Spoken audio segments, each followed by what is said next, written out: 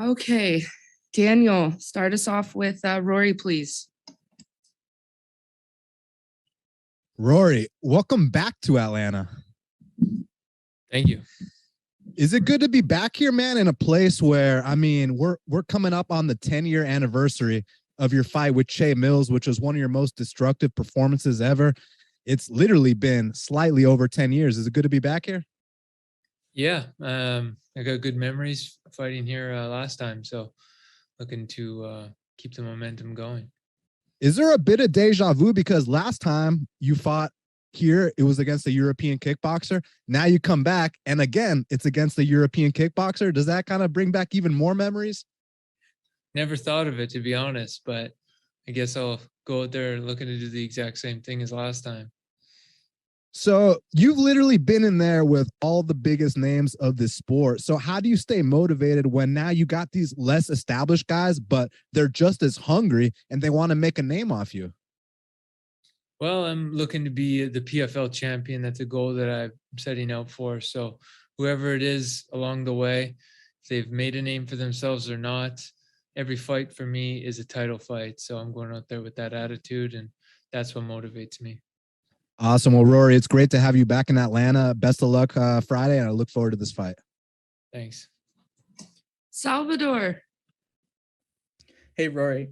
We've seen fighters speak on getting nervous prior to fighting, and this has come from guys like Cowboy Cerrone, who's fought for a very long time.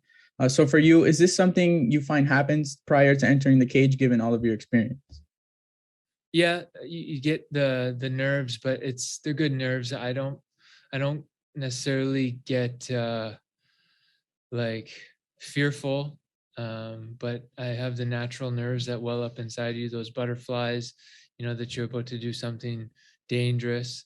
But I thrive on that. I enjoy those feelings. It's something that I expect to be there every single time.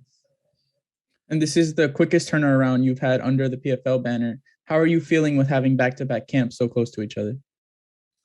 It's going great. I just kept the momentum going, kept my focus. My focus is pointed at the championship. So you got to have endurance to get through this tournament and the season rather. So, I've hardened my mind, focused my mind on getting to that point. So things have been going great. Awesome. Good luck on Friday. Thanks. Conan. Hey, Rory.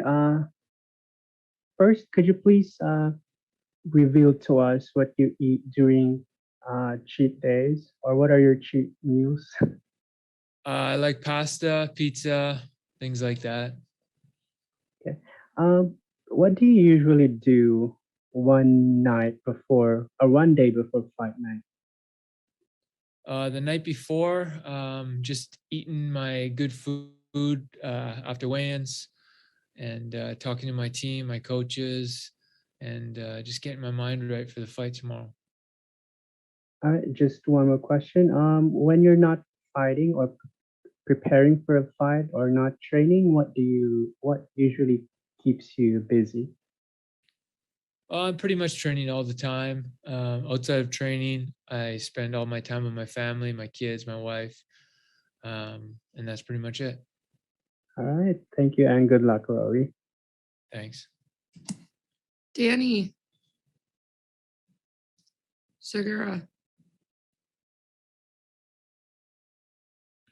All right, Danny, we'll come back to you. Mills. Hey, how's it going, Rory? It's MMA Locker Room, part of Pub Sports Radio. Hi.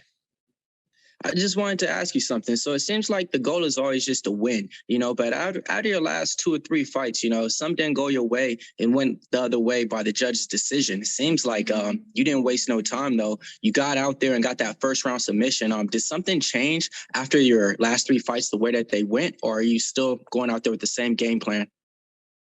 Well, I trained all my training up. I moved to Austin. I moved my training to Austin, and I feel like that's reinvented my mindset, my approach, and it's just got me in the best shape, best mind frame that I've ever been in. So I feel like the style, the techniques that I've been working on just drive me to go for the finish. And, whether that be in the first round or the last, I'm looking to put these guys away.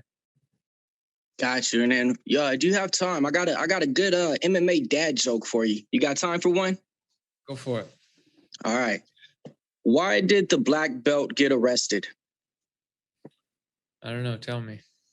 Because he held up a pair of pants. Nice.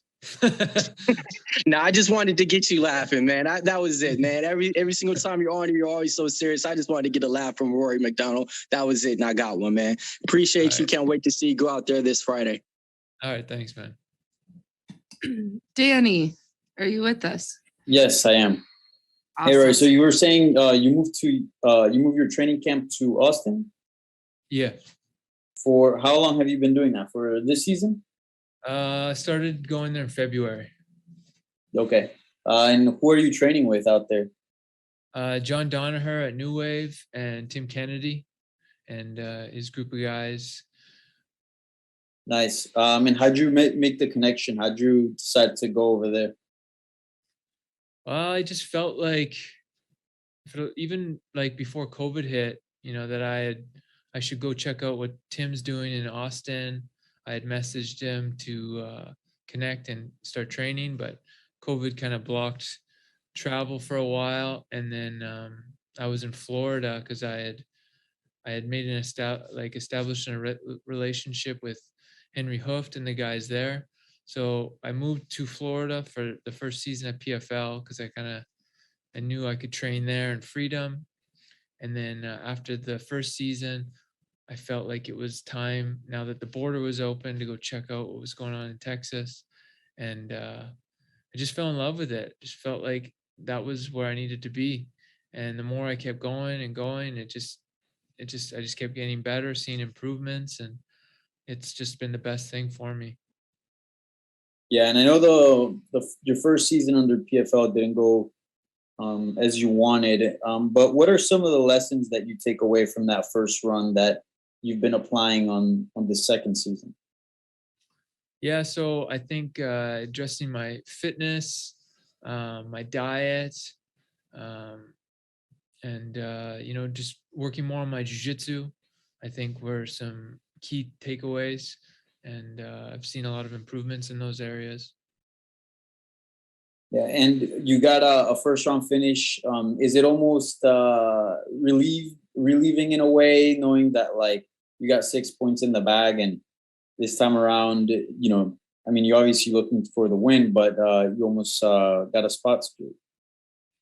Yeah, having 6 points, you don't feel really the pressure as much as a guy who's 0 or Ray's at -1.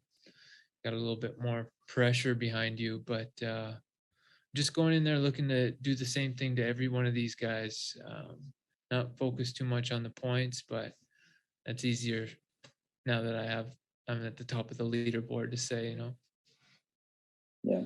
Thank you, Rory. Thanks. Sportscast, go ahead. Oh, thank you. Rory, it's pleasure I have big pleasure to have a chance to talk with you. You're a legend of the sport. What do you think? What's your advantages in this fight? I think I could beat this guy everywhere, so I feel confident in any position. I do feel that, having a wide range of skills is dangerous against guys, because I don't think they're gonna have to guess what's coming next, and I think that's where I'm strongest. Okay, and one question which is not connected with your fight.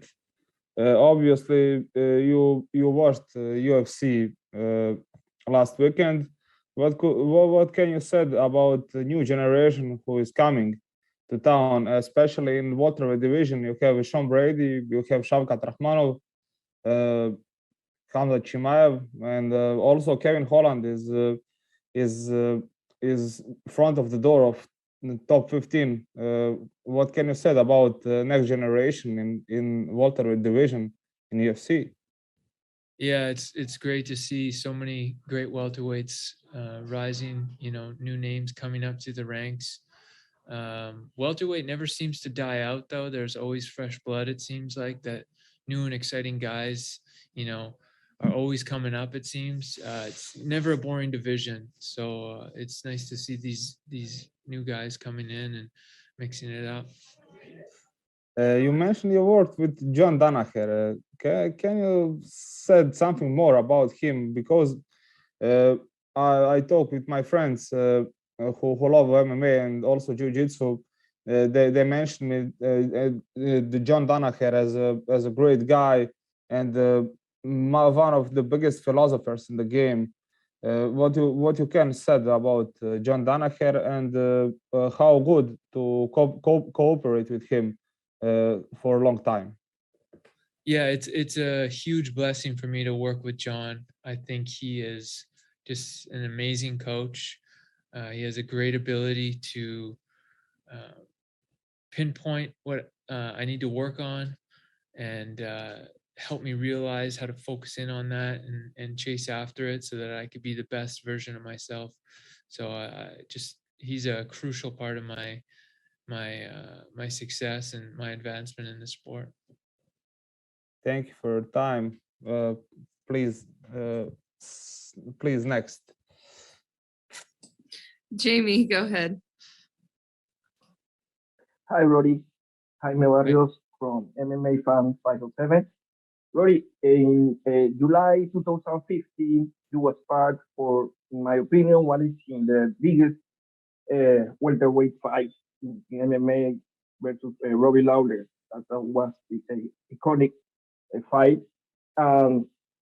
In this weekend, both of you are fighting again. What memories you have about that big fight? Yeah, that fight was the biggest fight of my career. It established my name in the sport, and yeah, it was.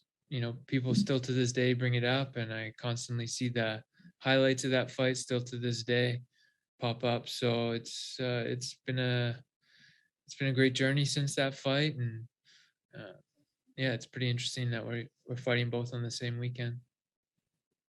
Okay, thank you and good luck, Rory. Thanks. All right. Thank you, guys.